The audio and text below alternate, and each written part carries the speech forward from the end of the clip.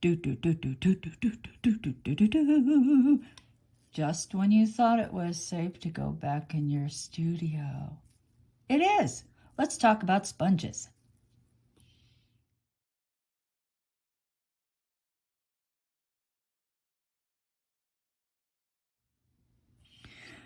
Hello friends, Donna here. Welcome to my studio and welcome to my channel. Now, if you've watched my classes, you know that I use this sponge a lot. You also know it's from Spain. Nice and thin, nice open cell structure, and we cannot seem to locate it in the good old United States. So everybody's been asking, and I have been looking, and so I want to show you a couple things because I've invested in foam sheets. Now, I have 2 great big sheets of this. I will have this for the rest of my life. This was part of a set of 3 pre-cut pieces for aquariums. Now, they come in different grades. You know, one is, these 2 look so much the same to me, but I guess they are different. But then the other one, the last one, is quite open. You see, the cell structure is really open, more like this, right? These 2 are very similar, except my Spanish sheet is 3/16 of an inch, and this guy is really thick. Let me see. Oh my goodness gracious. It is almost half an inch, almost. So anyway, I thought I should try it regardless. Now, this is another one that I bought, 2 great big sheets, and it is 1/4 of an inch. So in terms of the thickness, Spanish sponge, texture sponge, then the gray one, then the black one, like so. So let's give it a go. Now, I've conditioned and rolled this clay through the thickest setting of my pasta machine. And why don't we just, we don't have to do huge pieces. That's not necessary. So we can run a couple little tests. Okay, first I'm going to take this and roll it through my Spanish sponge.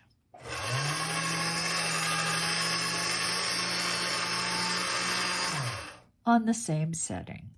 Now let's take this guy. Woohoo! And let's roll him through.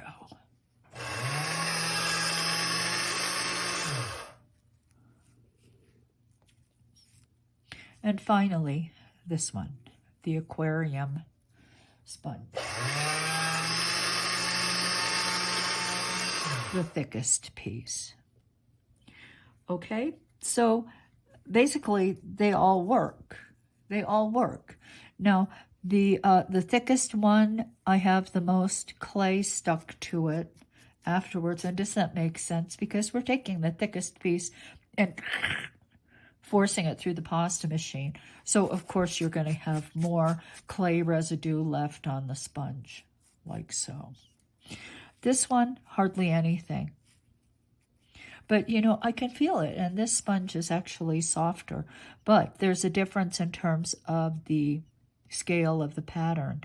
These 2 on the ends, the Spanish one and the thick one, are the most similar, and then the one in the middle is the finest.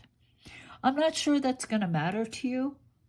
I mean, I'm not sure it matters that much to me. The set I bought here actually came with a finer one, and that's the one that I was using mostly. But because it was so fine and so thin, it degraded.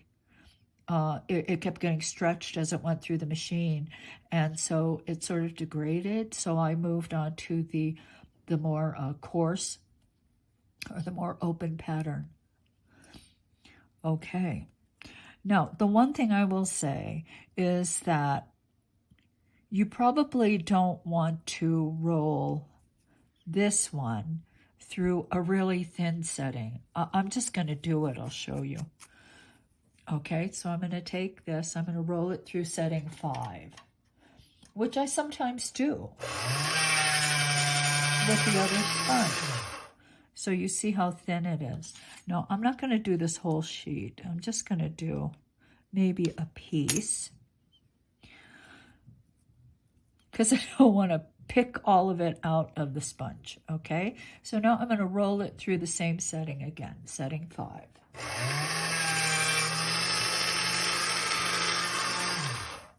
And this is what we have. Now you can see, let me get it off.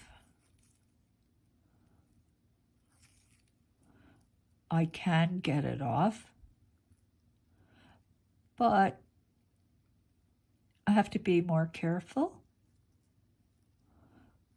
when I pull it off, and it may tear. I mean, I was asking this very thin sheet of clay to really do a lot. It got pushed into the deepest crevices of the sponge.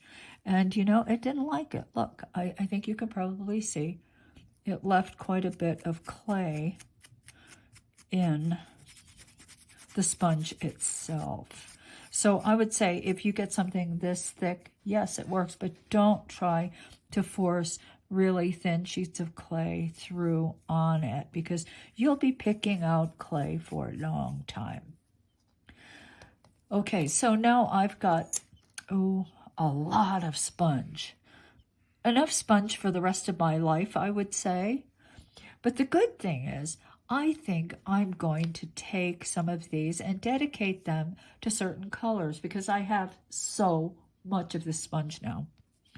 Maybe I'll make a sheet, big and wide enough to go through my pasta machine. You see, this is not wide enough for the pasta machine. There's probably another, maybe another inch. So I can cut a sheet now that is the width of the rollers of my machine, which is really going to help me a lot. It will. It'll help me quite a bit. So anyway, there are advantages to having massive quantities of sponge sheet, because you can dedicate pieces to certain colors that you use a lot, black, maybe even gold. And you can also make your sheets, cut your sheets as wide as your pasta machine. Haha. So I hope this has helped, and I hope maybe we can stop looking for this sponge that we're never going to find, evidently, in the United States. And we can make do and make our clay creations with this wonderful American sponge. Okay, that's it for today. Good luck until we meet again. I'm Donna. Bye. Okay, I know I went away and I'm back again. I'm like that bad penny that keeps bouncing back. I just wanted to tell you I will put links in to the aquarium sponge and to this gray sponge, all right? So that you don't have to go searching around or ask me for something that I should have told you. Okay, that's it. Bye.